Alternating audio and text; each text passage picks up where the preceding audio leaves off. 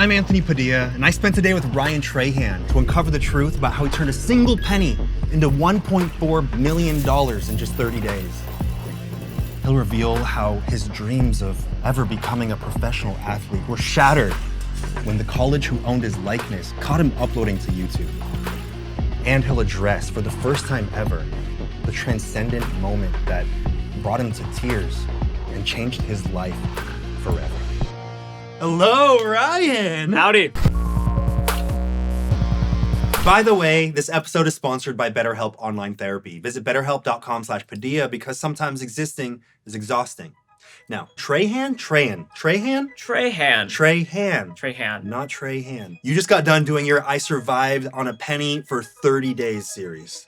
Yes. Just in case anyone watching is not aware, all profits must come from the penny. All grub, boarding, transportation must come from the penny. And you have a 30-day time limit to cross America and give Mr. Beast a penny. You released one video a day. So that's 30 videos. Yeah. As of today, 225 million views across just those 30.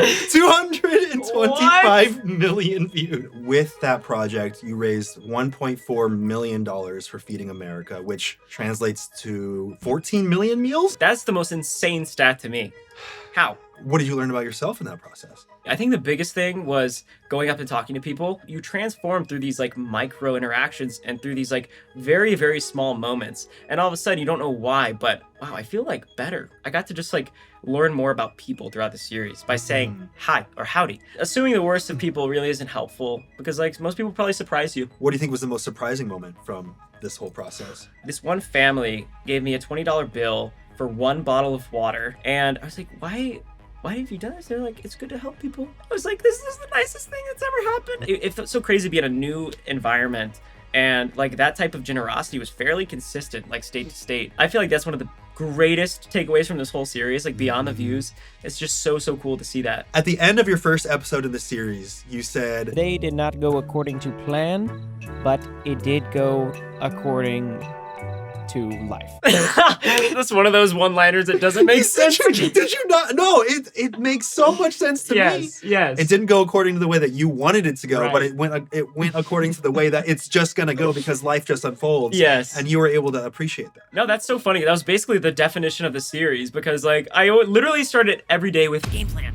It just completely went off the rails. But at the end of the day, hey, we made progress. We moved forward. Roll with the punches and be very excited when it doesn't go to plan. Absolutely couldn't have done it without Zach and Preston, who like have supported me so much. And just realizing that you can go much farther together than you can on your own has been like, you know, that cheesy quote. If you want to go fast, go alone. If you want to go far, go together. Ooh.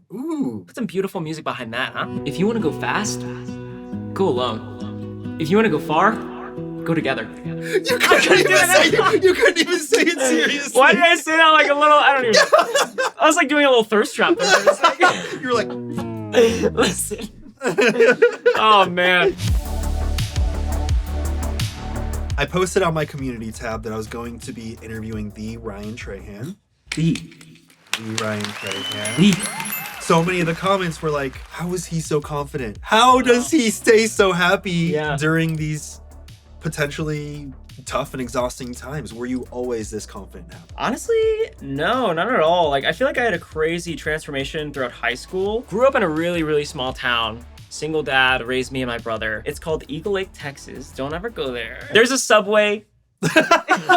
like for traveling or for eating sandwiches? It's the sandwich one. Oh, okay. And it's the best. My dad needed help raising my brother and I, so we moved to Eagle Lake. I'm like neighbors with my grandma, and she was an amazing mother figure for me growing up. So I just owe so much of like kind of the person I am to her and how formative she was. She was very encouraging for me to go, you know, like pursue a college degree, pursue good grades, and pursue your passions, and like work hard on things that you love to do. That was kind of my startup phase as a human. That was your level one? Yeah, that was my level one. And then I continued to level up. Ooh. No. Did you evolve? I evolved, and now I'm a chameleon. What is the second Charmander? Charmeleon. Charmeleon phase. That was like high school. So when I was like 13, my grandma ended up passing away, which is like super sad. Like that was absolutely destructive for me because I felt like she was definitely my mother figure. You know, I kind of like put a chip on my shoulder at that point where I feel like, okay, I'm pretty much on my own. Like my dad's working his butt off, just like keep food on the table and stuff. So I set out a bunch of these goals. The first thing was, track and cross country. That was a sport they put you in if you can't do football because you're not big enough. It's so We got funny. little baby Ryan? Got a little baby Ryan. Not much has changed either. No, you're big man. You're big man, Ryan. Big man. You guys saw the legs? You're Come big on. man. I've seen the muscles in those under that Big skin man. on those legs. My grandma always encouraged me to shoot for the moon. So I really wanted to win state in track and cross country. Also wanted to be valedictorian and get a full scholarship to college. Everything you can possibly try to achieve in high school. I just kind of went into this mode where I wasn't really caring of others. I didn't really see that. I kind of saw it myself on a hero's journey. And the outside world was all the stuff that was getting in your way. Yeah, you guys are just NPCs. Get out of my way. I'm the main character.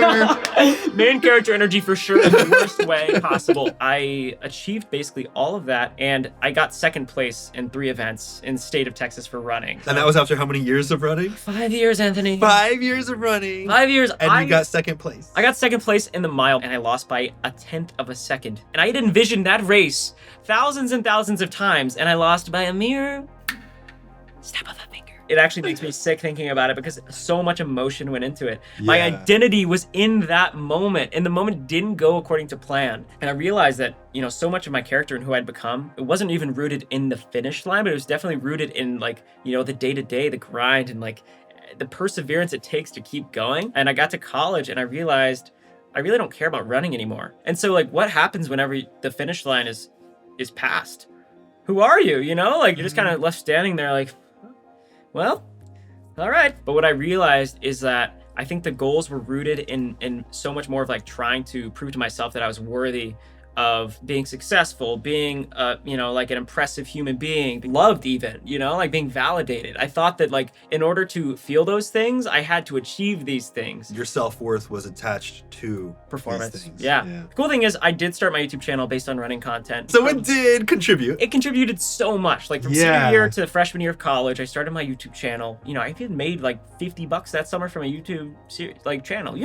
Yeah. You make money from it. Freshman year of college, the NCAA cracked down on me and they said, yo, this guy's making money and he's running collegiately, and that's not allowed. You can't be a college athlete that uses your face to make money. Exactly. And that's different because now. your face is the property of the college? Exactly. They owned me. No, I'm just kidding. I ended up leaving running because of that, and Because you had to make the choice between running or YouTube? Yeah. And so I also ended up dropping out of college, which was not necessary, but Yo, fellow college dropout, what's up? I would not recommend it. Do not do that. Don't ever do that. I had a conviction to drop out because I felt that this YouTube thing was really pulling on my heartstrings, and it felt like potentially this could be this next dream that I want to chase. What gave you the confidence to drop out? And it's time to thank our sponsor, Surfshark VPN, an app and browser extension that lets you virtually place your computer or your phone anywhere in the world and allows you to access the internet as if you were there instead. But why would you want that? Good question. Let's say you can't stop thinking about Ryan evolving into Charmeleon. So you open up Netflix to indulge in a little Pokemon X and Y, but it isn't streaming in your country. Now you can just use Surfshark to change your location to the UK where it is available, and you can now feast on more 6th generation Pokemon than you even knew existed. And not to mention, Surfshark also adds an extra layer of security while you're online by encrypting all of your information sent between your device and the internet, helping to keep all of your passwords and your data safe on an unlimited number of devices with just one account. They offer a 30-day money-back guarantee, so the only risk is that you end up liking it a little bit too much and you can't live without it. So visit surfshark.deal/Anthony or just scan the QR code on the screen to go support them, support us, and surf the web safely from anywhere. Now, back to the world of Ryan Trahan. What gave you the confidence to drop out? My rent was $500 a month. When I had 20,000 subscribers, I was making about $550 a month in YouTube AdSense. Exactly the amount of money that you needed to survive if you were really conservative with your money. Yes, exactly. And I also knew that I would be able to post more videos if I had more time to make YouTube videos. And so I was kind of sitting at my computer looking at that and looking at, the dropout screen. You had it open next to your $550 a month AdSense. Yes, dude. It was literally a moment. It was crazy for me because I just decided to take that leap. What happened in that time span, the 5 years between clicking dropout and now? When did you first start creating content on YouTube? After I dropped out, I was like, okay, I can't keep making running videos. It's kind of a weird thing to do. Ryan, you're washed up. Stop doing this. What were your running videos like? Just running? The running genre is wild, Is Anthony, it? because who's watching me? Tell me about the running meta. My first video to blow up, how to run a faster 5K. But I was just standing in my short shorts and I was like, guys, run more. But then I started looking around at my favorite YouTubers, which are people like Cody Ko, Yeah. Drew Gooden. Yeah. So funny. And I was like, I'm gonna try that, even though it wasn't funny at all. I think when I had about 40,000 subscribers, I posted my first commentary video, and it ended up going crazy. And it's so crazy, that video's not even on my channel anymore, because I was like, I don't affiliate with that man. Who's that man, Ryan Trahan, 5 years ago? Exactly. Just like a very weird version of me who was trying to be funny. I just see it as like a phase of like my career that just I don't really resonate with anymore. And it's so crazy, but that's literally what launched me into this like kind of mainstream meta of YouTube. So I'm grateful for it. But yeah, it's crazy to look back on. You just don't resonate with the type of commentary that you're giving? I was like 18, 19, and I was just like absolutely trying to wreak havoc on anyone I could. I was sitting in my office with like 1.5 million subscribers, having posted like 50 commentary videos. Yeah. I was like, am I just gonna like critique other people for my whole life? I'm not actually creating anything. I'm just like criticizing other people's creation. Meanwhile, I sit on the sidelines like an absolute menace and just like pick apart what people are doing. And I wanted to like get in the arena, and it felt right. And so ultimately that's what made me transition away from commentary and into like kind of what I do now. And like that's been a whole thing, like trying to figure out what it looks like for me to create. The virality really did push me down a path that maybe wasn't the best for me. So. Did the virality of those commentary videos push you to say like, this is good, you do more of this? Yes, it's crazy how like oftentimes on the internet, negative things get traction. It's like this natural inclination. We want to consume negative content because it makes us feel like, oh, it's drama. It's the YouTube algorithm doesn't take into account, did this person leave this piece of content feeling uplifted? It looks at views and engagement. Totally. And of course, it's engaging to watch someone potentially criticize something. I really wanted to think of YouTube differently, and I really wanted to figure out a way to make the videos we're making not feel exploitative. Don't tell me you brought the graph. I brought the graph. Oh my gosh, you brought the graph. So you have this graph. I feel like I'm giving a TED Talk. Sir, give us a TED Talk. Okay, everyone.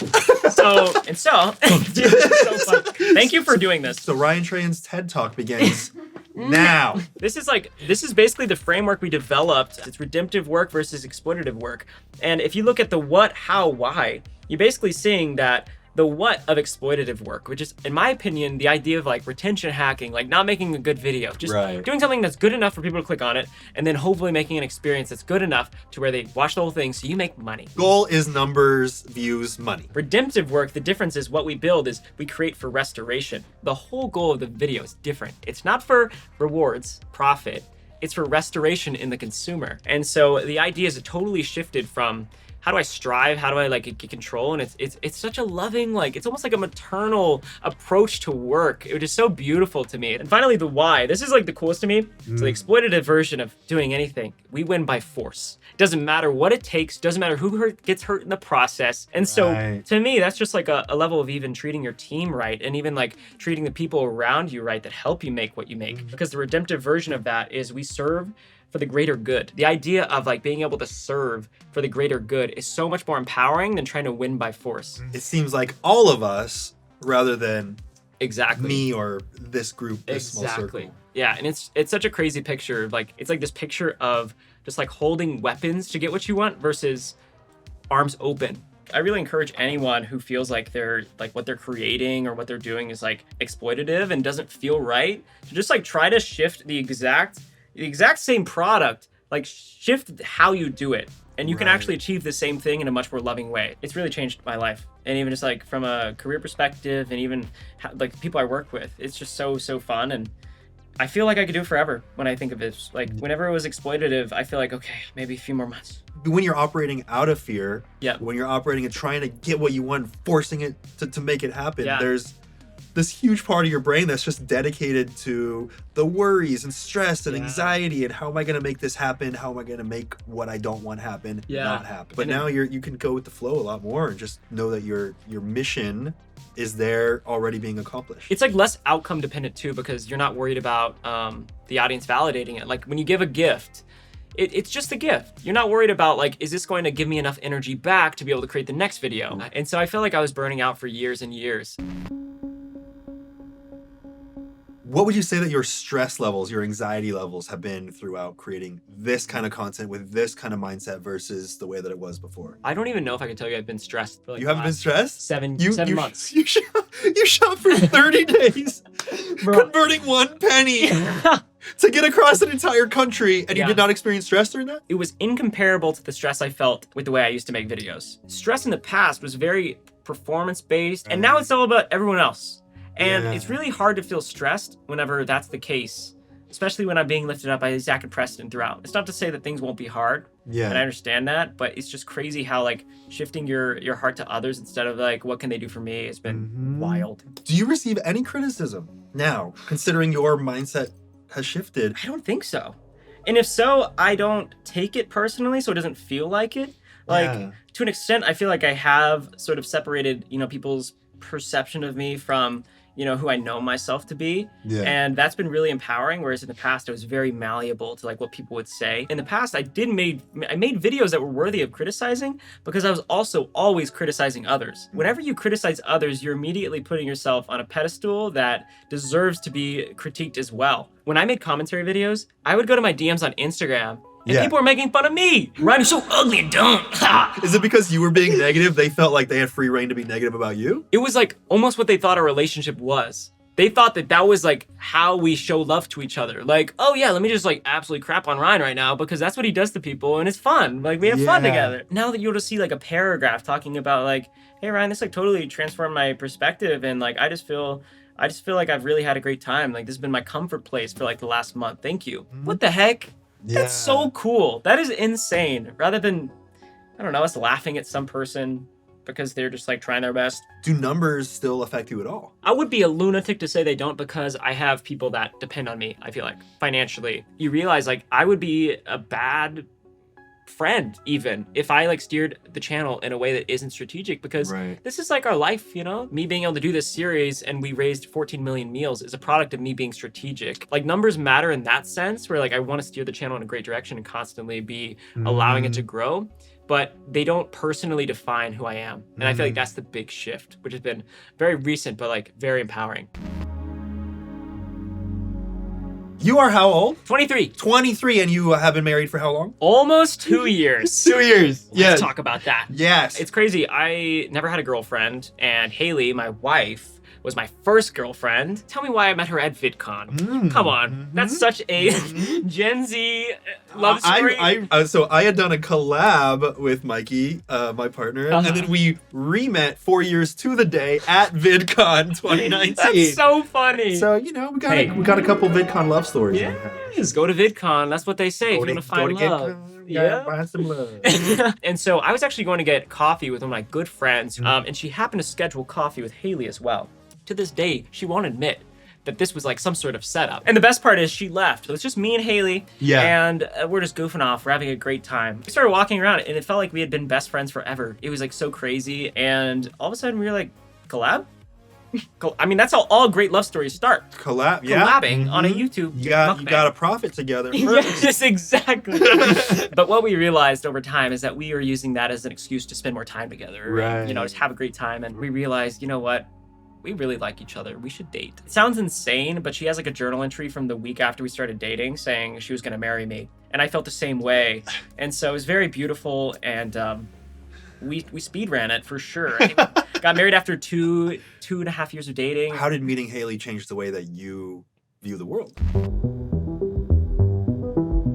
The biggest thing, which is probably the most important thing to me. Tell me, Ryan. I'm ready. Haley is Christian. And when we started dating, I was not. I was atheist, cynical atheist even. Whenever I would talk to Christians, I was always very like questioning their beliefs. I started dating Haley and I would ask her questions like that, like very hard questions.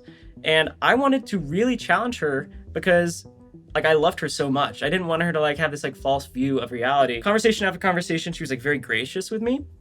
And she answered questions fairly logically. Like I would always like look up debates and like find. You would try to debate her. You're like, I'm gonna slam dunk on you. And I would like. What I realized though is my heart yearned for an answer. Like I realized it all came from a place of like non-closure with my grandma. Of like I just really want to know. This basically culminated to this day, July 4th, 2020. This is when my YouTube channel was doing very well. I had almost 2 million subscribers. I was making more money than I ever dreamed of. I was giving it all I had, and I received everything I thought I wanted. And so on July 4th, 2020, I was with Haley, we were watching the fireworks, and I started weeping. Like I started sobbing my eyes out. And I realized it's because I felt like I hadn't felt anything for like 3 weeks. This was my finish line. All my identity is in this, and I feel nothing. Fireworks are representative of a like celebration, you know? And it was like a crazy juxtaposition of like, I should be celebrating right now. I love this girl that I'm with. I have everything I've ever wanted. Why do I feel empty? And it was crazy, dude. And I realized like, I need to go on like a spiritual pursuit. I started taking a lot less cynical approach towards asking questions, just starting to pray and starting to ask myself, like, what do I believe? And ultimately I did land on Jesus, and I started, you know, developing a relationship with God. I can't believe I'm saying that, bro, because I literally would have absolutely clowned on myself 3 years ago. Whenever I started looking at who Jesus was and like even the things he said and like the things he taught, it realized like, wow, this is so loving. And if I can potentially have a relationship with him, I'm just gonna try. And now it is my source of joy. Like it is my source of love. It is my source of everything. Because I have that, I can go out into the world and do onto others like what I feel like I already have. It's real. Like I can't lie about who I am. Yeah. And like I can't lie about where I get the source of joy and positivity. Yeah. Because it's actually such a disservice to, you know, people that watch. In the past, I would have heard someone say something like, I found Jesus. I found this new way of viewing the world through these beliefs of giving and love and all these things. And I would have been like, cringy, that's totally delusional.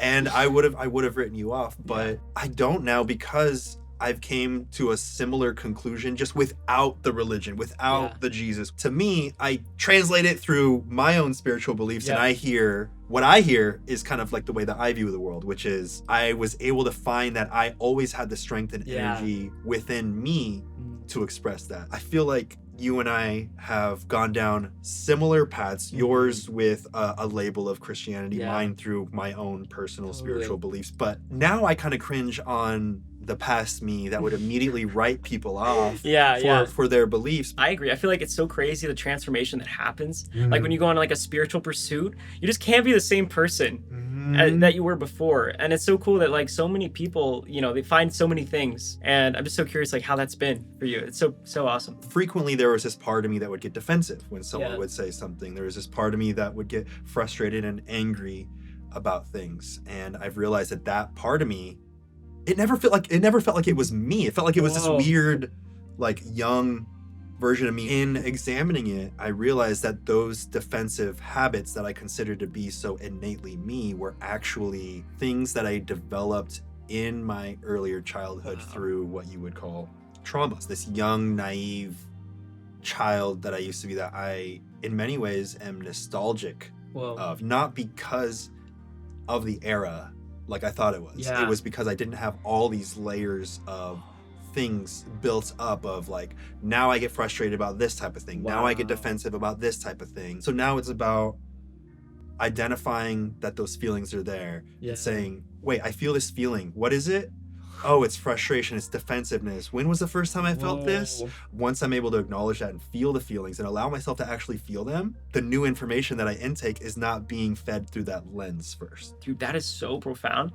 Like trying to unwork those two is like such a beautiful path as well. And like being able to identify like, wait, that's that. You have come to similar conclusions, it seems. Totally, through a different path. Yours was through Jesus. Mine was through kind of this self-reflection, internal work. I realized, like, look around me, and we put a lot of people, even like parent figures, on a pedestal. And like, whenever you see their brokenness and you see like, you treated me unfairly, that is not right. We were able to identify that, but it hurts so bad. And so for me, it's actually been so crazy to realize that in my personal beliefs, like I feel like there's a God who loves me even in my brokenness, and even loves like the people who have hurt me in their brokenness. I feel like I'm able to look at people differently. And even the people who have hurt me, I'm able to heal in a lot of ways. Like the traumas that I had through others hurting me, I feel like I'm able to heal in that, realizing that they're gonna fall short regardless. That's just like humans. It's human nature, you know? You learn so much about yourself. And It's crazy how we were just talking about YouTube videos like not long ago. Wait, I feel like we are in a freaking... This is a different video. I know, now. I feel like we're in a lounge right now, like a bar, just like drinking. I know, yeah, I forgot the cameras were I there. know, dude. I guess like my mission statement for life is to make every moment that passes through me better because it did. That's so sick. I mean, I'm not always fire. successful. It's so beautiful and pure. Like your heart has an inclination to do that to the world. I think that's so cool. What is it about doing what you do that brings you the most joy? Two things. The first half is like talking to other creators. Like this is so cathartic for me. Is that a word? Yeah, Cathartic? that's exactly, and it was used Everyone's perfectly. nodding. Oh, yes. Yeah. I looked that word up recently, and I was like, I'm gonna start using that word. You did it, Ryan. You did it. This is very cathartic for me because it's just really fun to share like a very specific passion with others and just hear about their unique journey and how sort of like struggles have manifested throughout their lives or like through their career, and even hearing why you're motivated to be making videos for this long, because it's my dream to make videos for a long time. For 17 years? Yes, dude. That's so awesome to me. Because it really is a very lucky job. And like, I just really appreciate it. Also, whenever I get to meet people in real life that watch my videos, and I feel like I get this like little mosaic of who my audience truly is, and, like the people watching through these like small interactions. Like I try to have this like very, hopefully unique conversation. And it really has created this like fun, breathing, living thing that I kind of like interpret my audience as. So that's been so joyful, and it's been so fun just to know that I'm uploading to them. It's not to this algorithm, it's not to this like almighty being that like determines if I get to keep doing this for a long time. It's like real people, and it affects how I create the content as well. I feel like we got to end this video on the highest note we've ever ended a video on. What is it? We got to try your fun drink. Fun drinks? Fun drink! Fun drinks! Bring out the fun drink! Oh my goodness, dude, you're speaking to my soul right now. Thank you, and I will not spill this. Okay. Thank you, Elise. Thank you, Elise. Oh boy, can you take one of these off? It's very heavy. Oh, Whoa, that thank is you. heavy. These Thank are full. you. Can you explain what fun drink is for the audience that is not aware? Fun drink is a lifestyle. Fun drink is a way to go about your life in a more fun way. My fun drinks are hardly ever alcoholic, maybe once a year, but mostly my fun drinks are you go to the gas station, you find something bubbly, and that's a fun drink. Yeah. And so this is my pinnacle fun drink. It is not patented, but I went to Chipotle, and this right here, this concoction, is, see, I might spill a little. Oh god, this is so full. So, dude, it almost looks like Oh! this right here, Anthony, 40% Sprite, 40% lemonade, 20% Mandarin agua fresca. Cheers. Cheers. Fun drink time. Oh. Oh, that hits. Hang on. Ooh, wait. Come on, that's fun. Come on, that's fun. It's a little That's bubbly. more than fun. Ooh, that's good. Oh, that's good. good. How often would you have this on your penny series? Twice a day. Twice a day. Okay. Go on. Oh. Cheers to fucking everything. Yes! Cheers to everything. Cheers. I spent a day with Ryan Trahan, and one thing that really sits with me is how a seemingly minuscule shift in his mindset entirely changed the way that he interacts with the world. When the goal shifts from, how can this moment benefit me, to how can I benefit this moment, the stress and fear of missing the mark is entirely diminished. And I'm excited to see how life will unfold if I can maintain this mindset as well.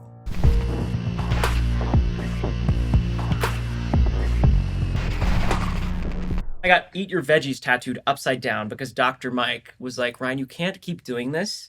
What, eating McDonald's every single day? Like, keep the lettuce on there at least. Were you picking the I was lettuce? taking the lettuce off. You had like no nutrients during this entire Not a thing? single vitamin, Anthony. Not even one. Yeah, I got eat your veggies tattooed on me, and I've actually been consuming 5 times more vegetables, which is still very little. So this tattoo, in some way, is actually, in a weird way, contributing to your health? I think it is. Wait, could you actually stand up for a second so we Yes. can get a close-up on it? We've got an upside down eat your veggies.